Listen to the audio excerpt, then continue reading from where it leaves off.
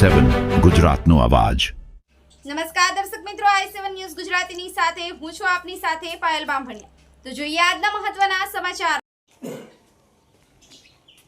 દેવગઢ બારિયામાં ગંદકીથી ભરાયેલ સુલભ શૌચાલય ફરી શરૂ, જાગૃત નાગરિકની રજૂઆતથી કાર્યવાહી। મળતી માહિતી મુજબ દેવગઢ બારિયા શહેરના સંચાગલી વિસ્તારમાં આવેલું સુલભ શૌચાલય લાંબા સમયથી ગંદકીના ઢગલા વચ્ચે બંધ જેવી સ્થિતિમાં હતું। શૌચ માટે આવનારા લોકોને દુર્ગંધ, ગંદકી અને અસ્વચ્છ પરિસ્થિતિ વચ્ચે ભારે હાલાકી સહન કરવી પડી રહી હતી, છતાં પાલિકા તંત્ર તરફથી કોઈ ધ્યાન આપવામાં આવતું ન હતું। સ્વચ્છ ભારત નિર્માણના ધજાગરા ઉડતા જોવા મળ્યા હતા।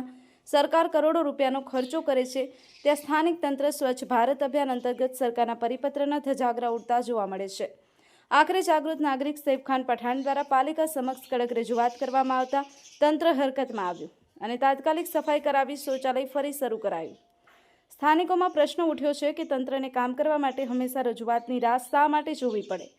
નાગરિકોએ હવે નિયમિત સફાઈ અને જાળવણી કરવાની માંગ ઉઠાવી છે, જેથી ફરી આવી બેદરકારી ન જોવા મળે। હવે જોવું રહ્યું કે નગરપાલિકા દ્વારા કેવા પ્રકારના પગલાં લેવામાં આવશે તે જોવું રહ્યું।